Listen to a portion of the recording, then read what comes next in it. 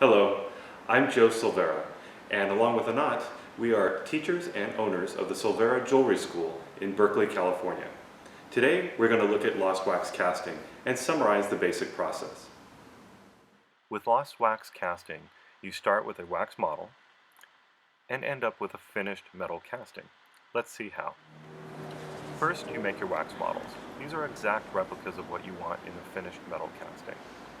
They get sprued to a base so that they can be surrounded with special high temperature investment, which will form this first mold. During the burnout, the wax will be melted out and the void will then be filled later with metal. But first you have to start by spruing all of your models into a little system, kind of like a tree, with the trunk coming up from the base, which is the button, and then going out to the branches, which are the sprues, and at the end of the branches are your models. This is the steel flask that goes over it to hold the investment in place. Let's see the next step. Now we're going to invest our wax models. So first we're going to spray some spray debubbleizer on there. This helps to keep air bubbles from sticking to the models, which will turn into balls of metal when you cast. So we put the flask back on and we get ready to mix the plaster investment. So this is what is going to hold our models together during the burnout and later keep the void together so that we can fill it with metal.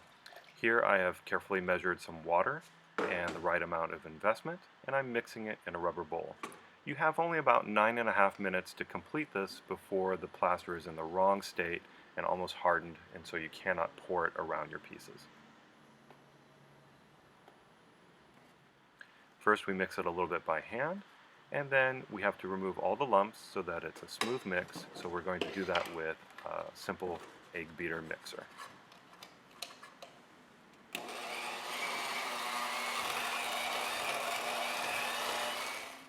Now we vacuum the investment before pouring it so that we get as many of the air bubbles out as possible. So this is called an investment machine.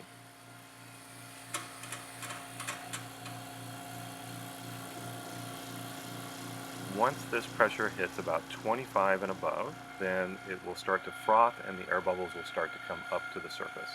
Hitting the table and vibrating it will help the air bubbles to come up.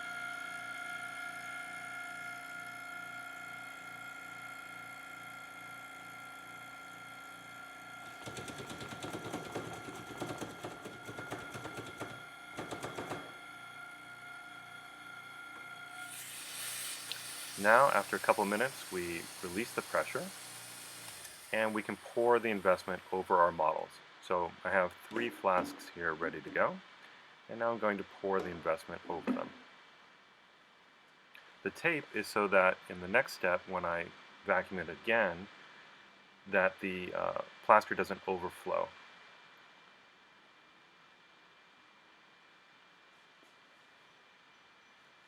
When you pour, try to pour down the side of the flask so that you don't encourage more air bubbles to form on the models, like inside of openings or cavities.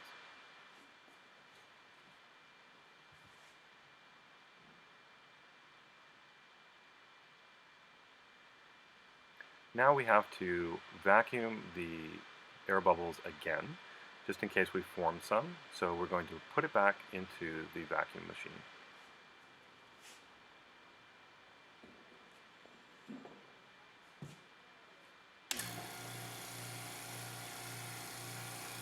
And again, vibrating the table once it reaches the correct pressure can help to release the air bubbles. Here we're done after another couple of minutes of vacuuming. So we release the pressure, turn off the timer, and now they have to sit and cure for about 2 hours before we put them into the kiln for burnout.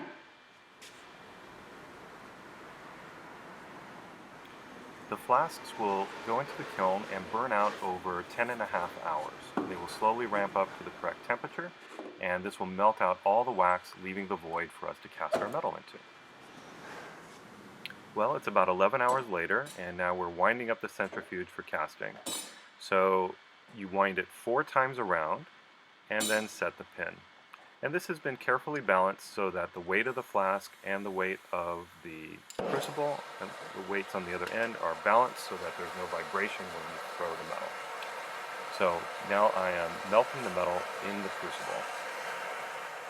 When the metal becomes molten and looks like quicksilver, then we are going to be ready to put in the flask. So this metal looks ready to go and beautiful. So now I'm going to get the flask and load it in the centrifuge.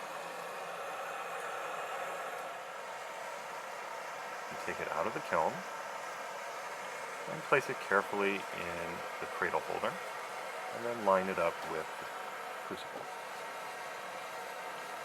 Just making sure that the metal is still molten and clean. And now we are going to release the centrifuge and spin the metal into place.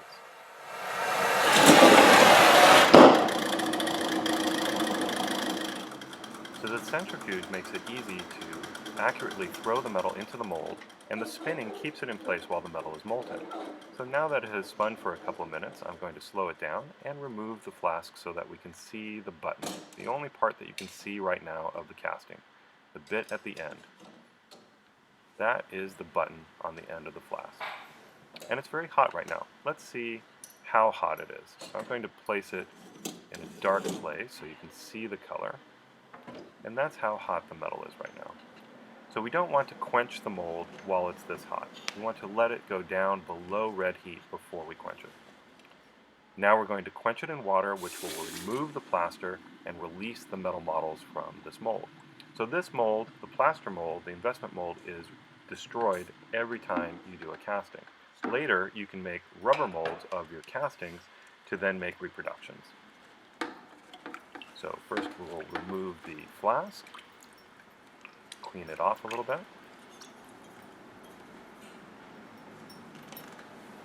Now let's find those models that fell out. So most of the plaster will have just dissolved off from the intensity of the heat on the metal and the water. And there are our metal models.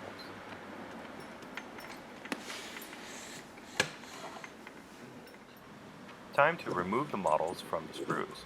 Here I'm using special pliers that can cut through 10 gauge sprues, and now I have some thicker sprues to cut, so I'm going to use these sprue cutters. So these will cut through some of the thicker sprues, like so.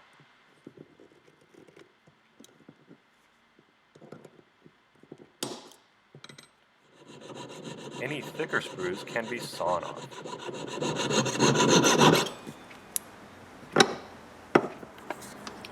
Now you have to grind off the little nub of the sprue, so I'm using this little grinder made of separation discs to carefully get back to the model. And then I want to remove the marks from the grinder. So I'm going to use a white silicone polishing wheel to smooth the surface and get rid of the grinder marks so that it's ready for mass finishing. And this is what it looks like after polishing with the white silicone wheel. I use a tumbler loaded with mixed shapes of stainless steel shot to burnish all of my models for easy polishing. So let's take a look at some pieces that we're going in another batch here. These are some silver rings, and the shot just burnishes the surface and takes it up to a nice shine with no abrasion, so no metal loss. This is a good first step for polishing, and if the models are in good shape, they'll produce a nice finish, like these. So these are some models after casting and after having been polished. I hope you enjoyed this short presentation, and thanks for watching.